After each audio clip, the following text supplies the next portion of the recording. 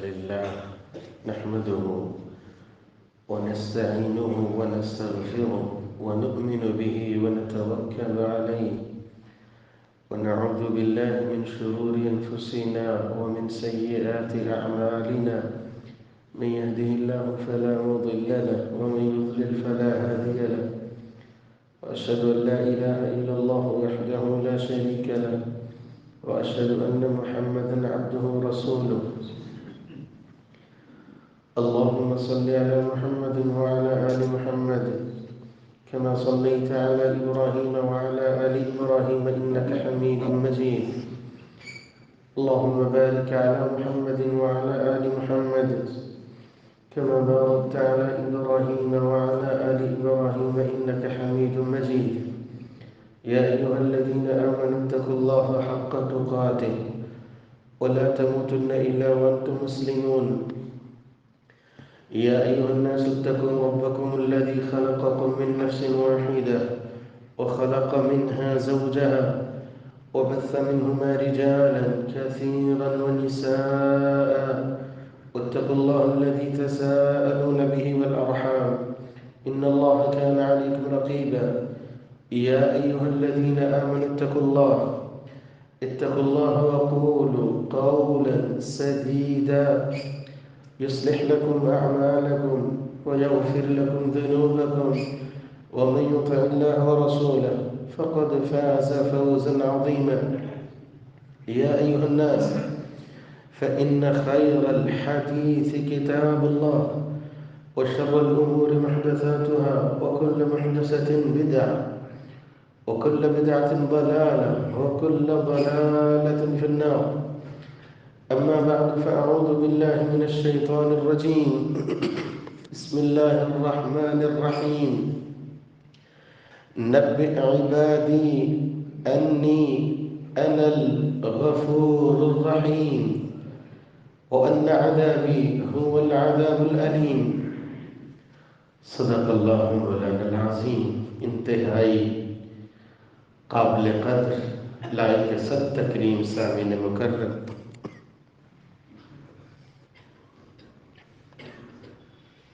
غربت محتاجگی کتنی بڑی آزمائش ہوتی ہے.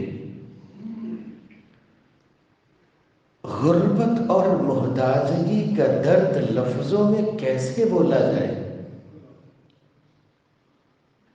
کسی کے ہاتھوں کی جانب دیکھنے کا درد کیا ہوتا ہے،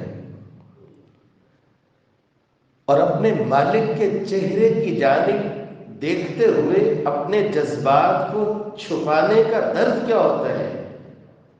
مسکرائے تو مسکرانا ہوتا ہے، نہ مسکرائے تو خاموش رہنا ہوتا ہے. ایک غریب ہو اور دوسرا قرض کے بوجھ تلے دبا ہو، درد کتنا ہوتا ہے. قرض کا بوجھ برداشت نہیں ہوتا ہے، لیکن وہ شخص جس پہ بوجھ ہو، گناہوں کا بوجھ ہو، اور اس سے بھی اگلی بات اس کو پرواہ ہی نہ ہو. شریعت نے میرے اور آپ کے لیے آسانی رکھی ہے.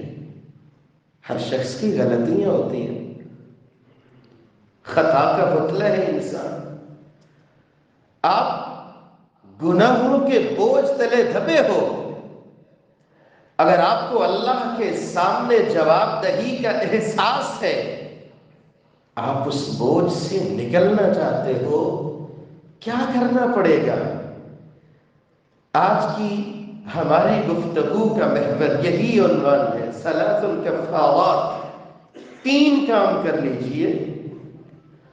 آپ پہ گناہوں کا جتنا بھی بوجھ ہوگا، آپ ان 3 کاموں کا تسلسل نہ ٹوٹنے دینا.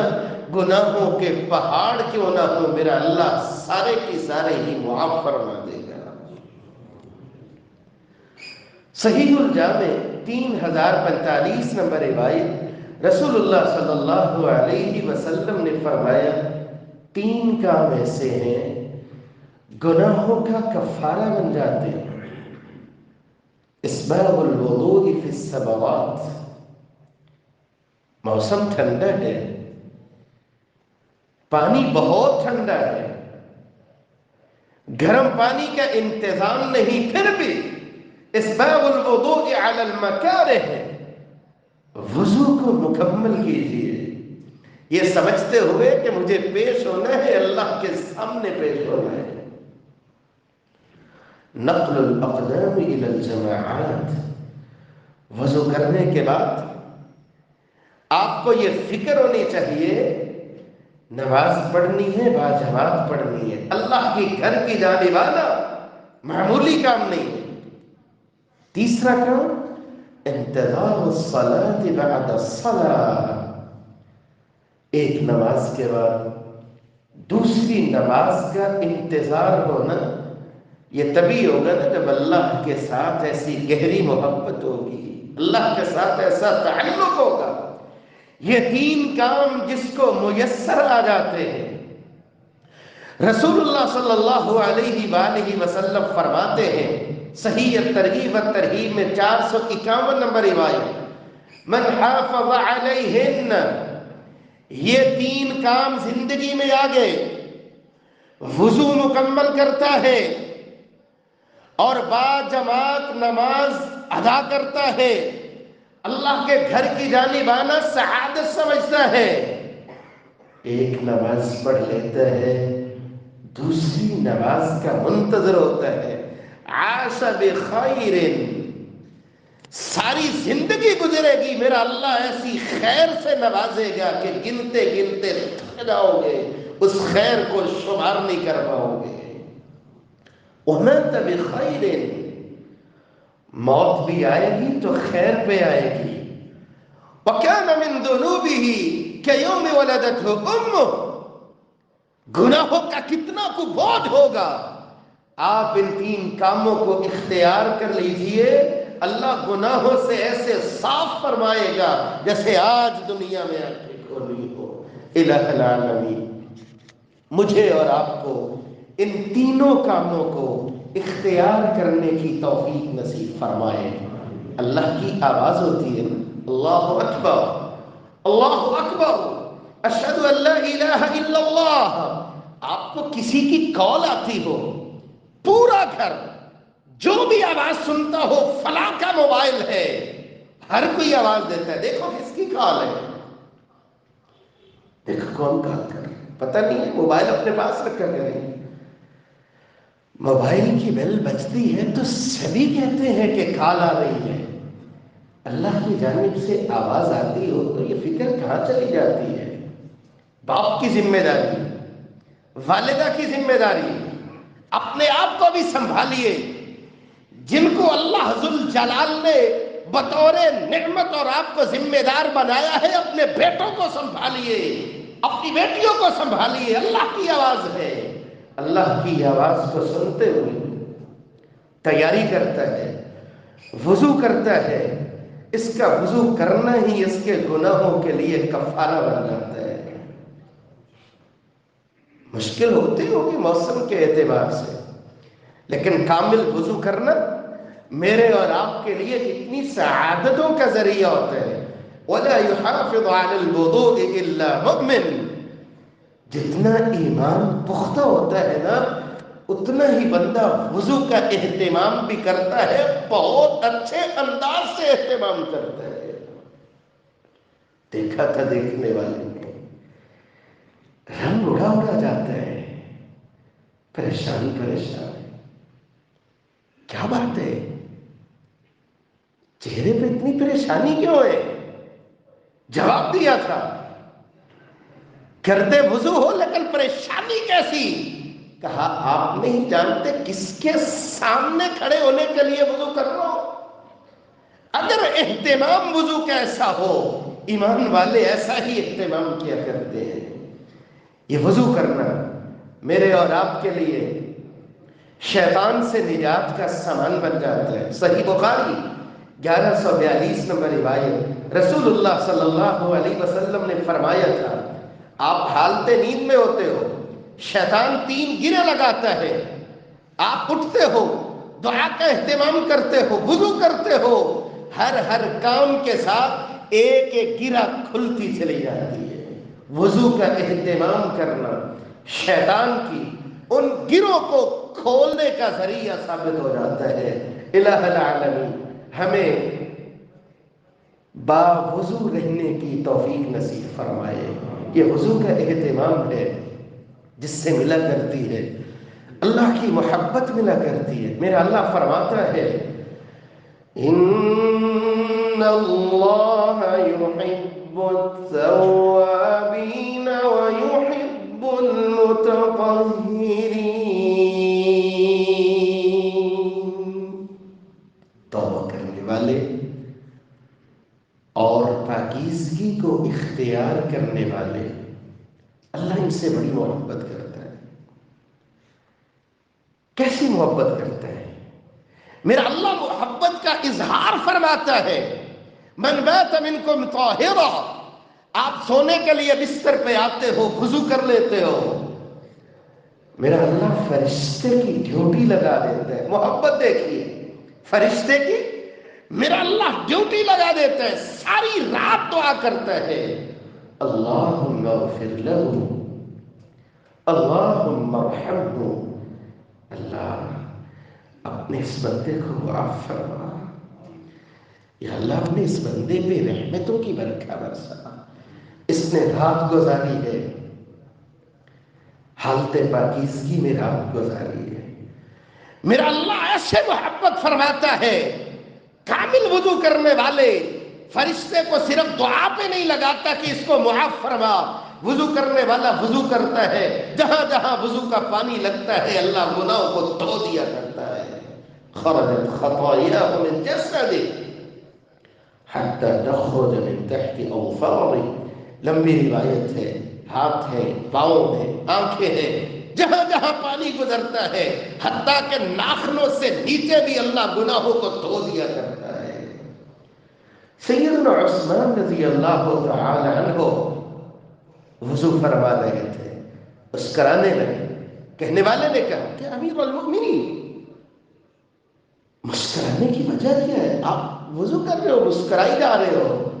کہا جس طرح آپ نے مجھ سے پوچھا ہے نا، رسول اللہ صلی اللہ علیہ وسلم نے بھی وضو فرمایا تھا، آپ بھی مسکرائے تھے، آج میں بھی مسکرایا ہوں۔ پوچھا گیا تھا، آپ صلی اللہ علیہ وسلم نے فرمایا تھا من توضأ ہکذا، جو شخص ایسے وضو کرتا ہے غفر له ما تقدم من ذنبه، اللہ اس کے سارے ہی گناہ معاف فرما دیتا ہے۔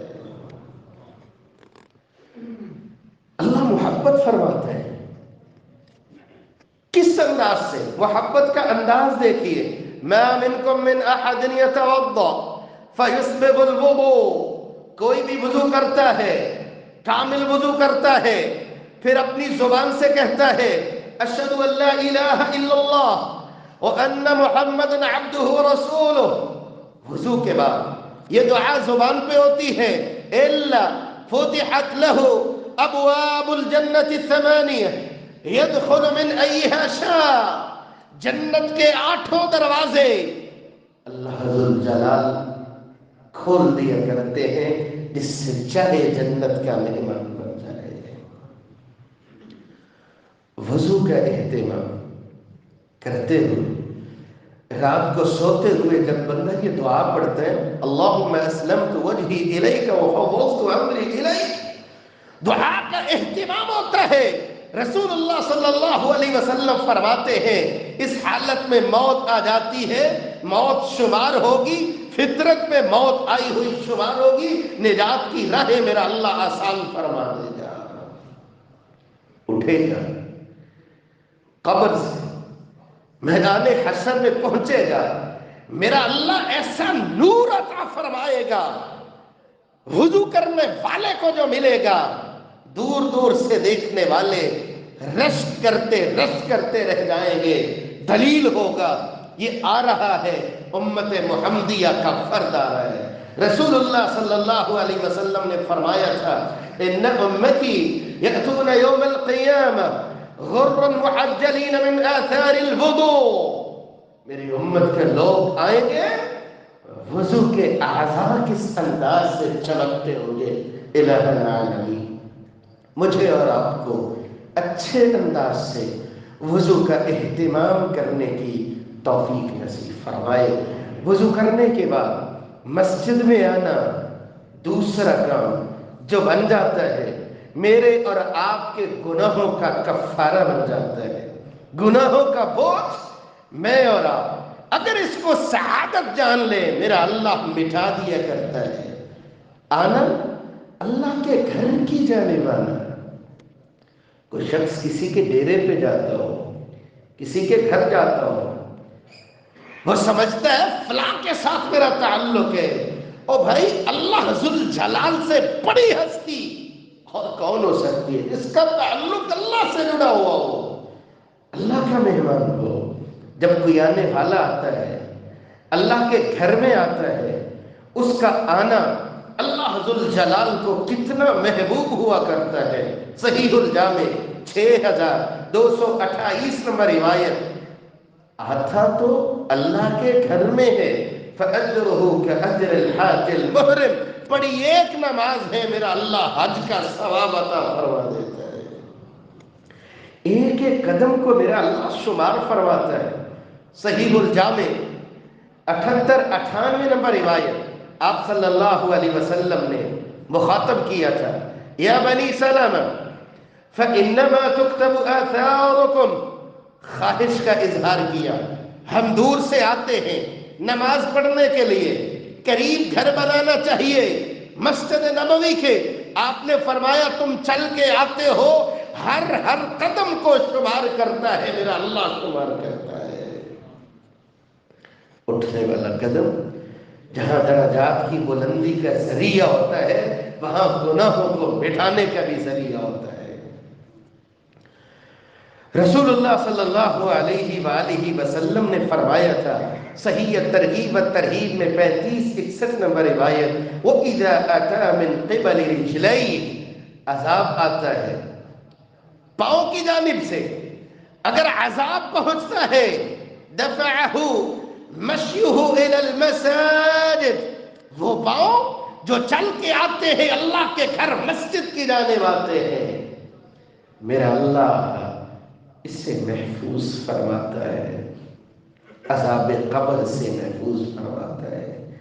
نصیب والے وہ قدم ہوتے ہیں جو اٹھتے ہیں اللہ کے گھر کی جانب اٹھتے ہیں۔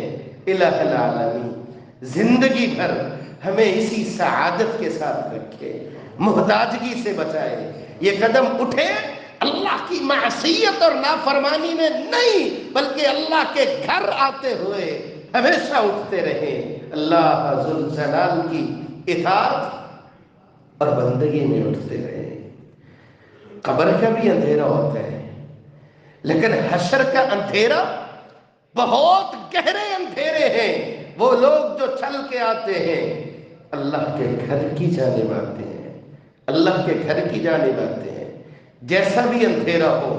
صحیح الجامع 2823 نمبر روایت، بشر المشائین فی الظلم الی المساجد بالنور التام یوم القیامہ، جو اللہ کے گھر کی جانب آتے ہیں، فجر کا وقت ہو، عشاء کا وقت ہو، اندھیرا رکاوٹ نہیں ہوتا ہے، اللہ کے گھر کی جانب آنا اللہ کو اتنا محبوب ہوتا ہے۔ فرمایا خوشخبری سنا دو، اللہ کے گھر آنے والوں کو اللہ ذل جلال قیامت کے اندھیروں سے نجات عطا فرمائے گا، ایسا نور عطا فرمائے گا کہ دیکھنے والے رشک کی کرتے رہ جائیں گے۔ آج کوئی کسی کے گھر میں آتا ہے، میزبان کو کتنی خوشی ہوتی۔ صحیح ترغیب و ترہیب میں 3222 نمبر روایت، وَحَقٌ عَلَى الْمَزُورِ أَن يُكْرِمَ الزَّائِرَ، آپ اللہ کے گھر میں آتے ہو، میرا اللہ آپ کو دنیا کی بھی عزتیں عطا فرمائے گا، آخرت کی مہمان نوازیاں اور عزتیں تو لفظوں میں ڈالی نہیں جا سکتی۔ میرے اللہ کو خوشی اتنی ہوتی ہے جب کوئی آنے والا آتا ہے، چل کے آتا ہے، اللہ کے گھر مسجد میں آتا ہے۔ آج کسی کا بچہ گم ہو جائے، الہ العالمین حفاظت فرمائے، آپ کبھی اس تڑپتی ہوئی والدہ کو دیکھیں جس کے حلق سے پانی کا ایک گھونٹ اترنا بھی مشکل ہو جاتا ہے. ہائے میرا لال کہاں ہوگا، کس حال میں ہوگا، اس نے کھایا ہوگا، اس نے پیا ہوگا. دن کیسے گزرتا ہے، رات کیسے گزرتی ہے. وہ گمشدہ بچہ اچانک مل جائے، والدہ کس محبت سے اس کو گلے سے لگائے گی، کیا پیار ہوگا، کیا محبت ہوگی. رسول اللہ صلی اللہ علیہ وسلم فرماتے ہیں، صحیح ابن خزیمہ میں 1491 نمبر روایت، الا تبشبش اللہ الی کما یتبشبش اہل الغائب بطلعته. گم شدہ بچہ والدہ کو ملا ہے، اس کی محبت، اس کے آنسو، اس کے جذبات لفظوں میں کیسے آئے. وہ خوشی والدہ کو گم شدہ بچے کے ملنے پہ نہیں ہوتی جتنی خوشی میرے اللہ کو ہوتی ہے جب اللہ کے گھر میں آتے ہیں، میں اور آپ چل کے آتے ہیں. الہ العالمین مجھے اور آپ کو توفیق سے نوازا ہے، ہم فجر کے لیے آئے، ظہر عصر مغرب عشاء کے لیے آئے، اللہ کے گھر میں آئے، اللہ سے ملاقات کے لیے آئے. الہ العالمین اس عظمت کو سمجھنے کی توفیق نصیب فرمائے. تیسرا کام جو گناہوں کے لیے کفارہ بن جاتا ہے، گناہوں کا جتنا بھی بوجھ ہو آپ اس کام کو اختیار کر لیجئے. اللہ ذوالجلال نے قرآن مجید میں تذکرہ فرمایا، ایمان والے فجر پڑھتے ہیں، دنیا کے کام بلا شبہ وہ کرتے ہیں، انتظار ہوتا ہے، ظہر کا انتظار ہوتا ہے، ملاقات ہو جائے، اللہ ذوالجلال سے ملاقات ہو جائے. ظہر ادا کرتے ہیں، عصر کا انتظار ہوتا ہے. رات کو اگر وہ سو جاتے ہیں، ان کی نیند بھی اس لیے ہوتی ہے دن بھر کی تھکاوٹ ہے، کچھ راحت کا سامان ہو جائے، ہم پیش ہو جائیں نماز تہجد کے لیے اللہ کے سامنے پیش ہو جائیں. میرا اللہ ذکر فرماتے ہیں، تتجافى جنوبهم عن المضاجع يدعون ربهم خوفا وطمعا ومما رزقناهم ينفقون.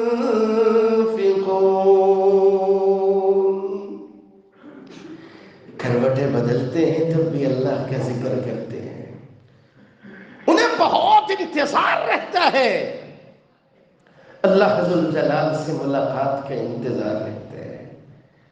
کہیں فلائٹ کا وقت ہو، کہیں ڈیوٹی کا وقت ہو، کہیں جانا ہو، ہم بہت سا اہتمام کر لیتے ہیں، الارم لگا لیتے ہیں، کسی کی ڈیوٹی لگا دیتے ہیں، مجھے کال کر لینا، میں وائس موبائل کی اوپن رکھوں. مختلف انداز ہیں، اللہ والے کوئی بھی انداز ہو اپنایا کرتے ہیں کہ مجھے اس وقت میں رب کے سامنے پیش ہونا ہے.